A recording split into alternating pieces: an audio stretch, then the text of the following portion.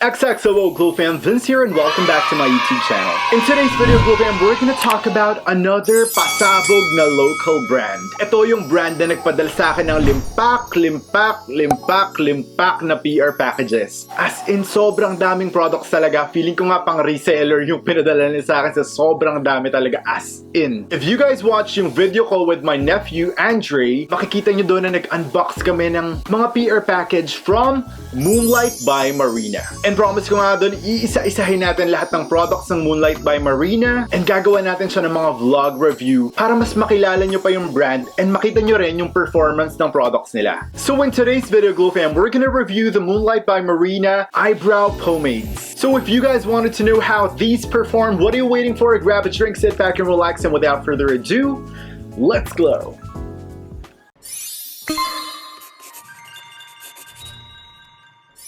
Before we even begin, Glow Fam, let's know a little bit more about Moonlyt by Marina. Definitely, Moonlyt by Marina is proudly made in the Philippines. So yes, local brand po siya. And I'm looking at their introduction. Sabi dito, Moonlyt by Marina is a local brand that offers a variety of cosmetics and skincare products that uses organic ingredients. Dun pa lang, bentang-benta na sa akin, organic yung ingredients nila. We value how your skin should be treated. Our products are inspired by Korean and Thailand skincare and cosmetics, because we all know that Koreans and Thai are among people who have clear and beautiful skin. So Moonlyt wants you to have that type of skin without spending a lot of money and compromising the quality. I think sobrang perfect nito, so I'm expecting na sobrang ganda talaga ng mga products nila. I want to show you guys a sample PR box na pinadala nila sa akin. So you guys can see here yung brand logo nila, Moonlyt by Marina, and sabi dito, thank you daw. Alam mo, thank you din, Moonlyt by Marina. And when we open this up, meron sila ditong pa-letter. Sabi dito, hi Sir Vince. Taray, galang Sir Vince. There's a reason we don't see the world in black and white. Sabi ni Celery Campbell. It was an honor that you accept our proposal to try Moonlyt by Marina products. We believe that you will be a great help to show everyone that life has full of beautiful colors. They just need to know we're meant to see the world in color and appreciate all of the beauty it shows us. We hope that you will love it. Thank you, Moonlyt by Marina, and they have here their social media accounts, which I'm gonna flash down here, and everything will be linked down below. I also want to tell you guys that Moonlyt by Marina is greatly inspired by the Philippine mythology, world mythology. So if you buy products from them, you would have a little trivia or parang small information about world history o kaya Philippine or world mythology. Now let's dive into the review. Again, we're going to talk about the Moonlyt by Marina Eyebrow Pomades. This is how the product looks like. If we're going to talk about the packaging, when I got these products, naka-airtight seal siya. I love that. You guys know that it's not contaminated and hindi siya mapapasukan ng virus or bacteria. Looking at the component of the product, it's on an acrylic container, and on top you will see a sticker nakalagay dito, Moonlyt. It says here Eyebrow Pomade, nakalagay yung shade name. Again, this one shows a little trivia about Philippine mythology, and it also says here that this contains 5 grams worth of products. As of right now, Glow Fam, there are 2 shades available dito sa Moonlyt by Marina Eyebrow Pomade. So they have it in the shades Lidagat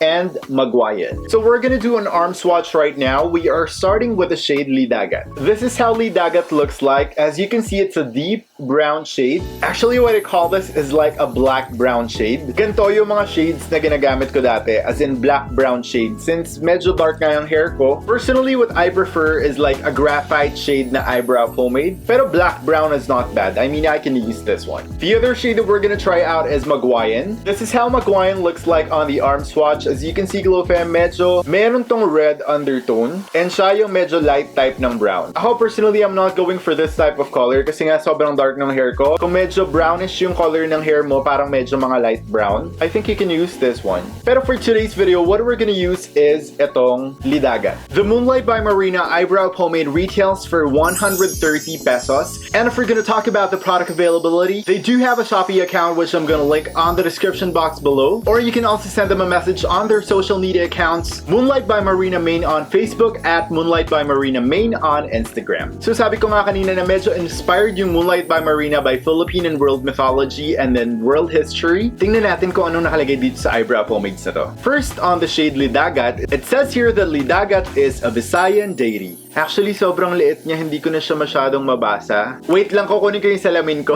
Ayan, basahin natin yung Lidagat. Sabi rito, the goddess of water and the seas, Lidagat, has the ability to create shape and manipulate water at will, can manipulate tide, create tsunamis, create downpours, and command sea creatures according to her will. Taray, sea goddess pala si Lidagat. O diba at least natututo tayo dito, Glow Fam? Next naman, si Magwayan naman is also a Visayan deity. Magwayan, the goddess of the sea, who was believed to take the kalag or the soul of the dead in Sulad. Sulad is land of the dead. So si Lidagat, goddess of water and the sea, si Magwayan, goddess of the sea naman. Pero ito nangunguha ng kaluluwa, ito naman ng kakakontrol ng tubig at mga sea creatures. By the way, Glow Fam, meron siyang freebie when you buy the Moonlyt by Marina Eyebrow Pomade. Meron siyang kasamang brush. So this is how the brush looks like. It's a standard eyebrow brush. On the other end, it's an angled, dense brow brush. And on the other end, meron siyang spoolie. And definitely, itong dalawang to yung kailangan mo sa paggawa ng perfect mong kilay. Now, Glow Fam, let's head straight to it. Again, I'm using the shade Lidagat. Getting the brush, I'm gonna dip it on the eyebrow pomade. I'm just getting the right amount. Tapos, sinescrape off ko yung excess dito sa rim ng container. So first, i-brush off lang natin yung kilay natin, making sure na walang mga excess powder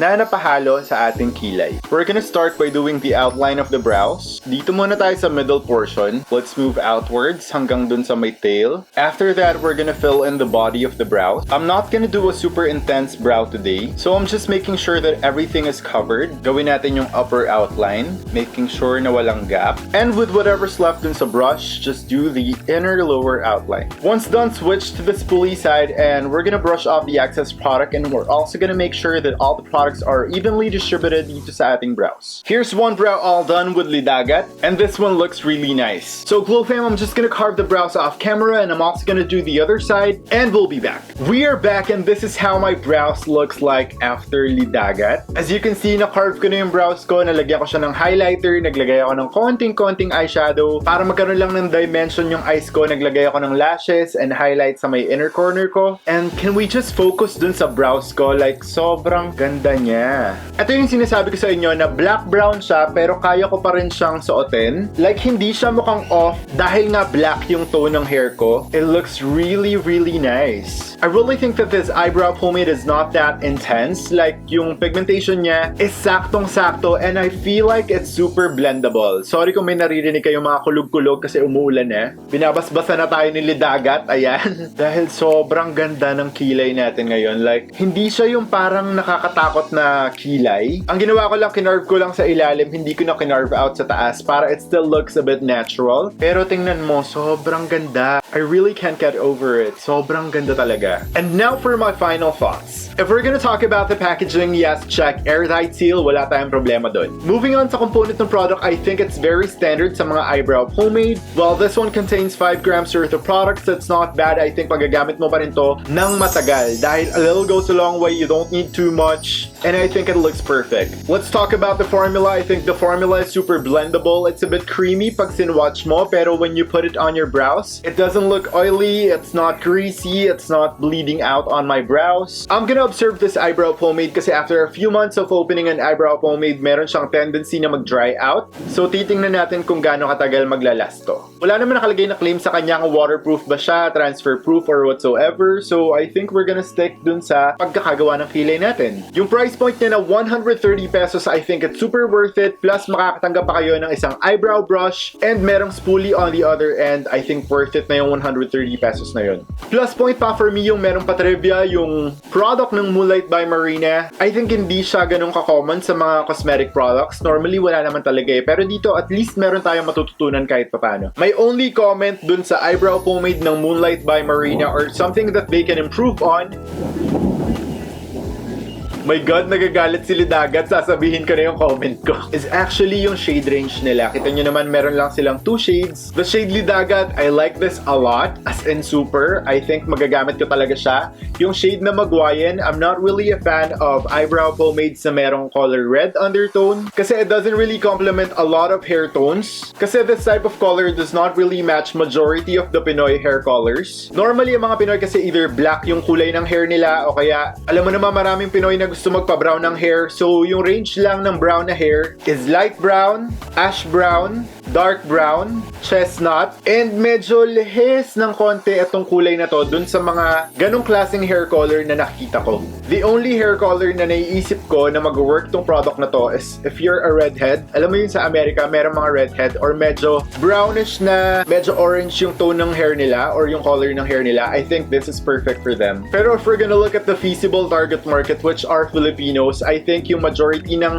hair colors nila nag-range from this color, and then you guys can do like one shade darker here, like a graphite soft black shade, and then 3 more lighter tones of brown. I think pag na-achieve yun ng Moonlyt by Marina, they will have the perfect set ng mga eyebrow pomade kasi I don't have any problems with the formula. I love the formula. I love the overall vibe. Yun lang, yung shade range lang talaga. Glow fam, if you want to get the Moonlyt by Marina eyebrow pomade, make sure that you follow them on all their social media accounts. Moonlyt by Marina Main on Facebook, at Moonlyt by Marina Main on Instagram. Thank you so much, Light, the brand owner of Moonlyt by Marina, for trusting me on doing this review. Maraming salamat talaga. What do you guys think? Do you have any comments dun sa mga eyebrow pomades ng Moonlyt by Marina? Let me know your thoughts, sound off below. That's it for today's video, guys. Thank you so much for watching. I love you guys so much. XXO Glow fam, and I'll see you on the next one.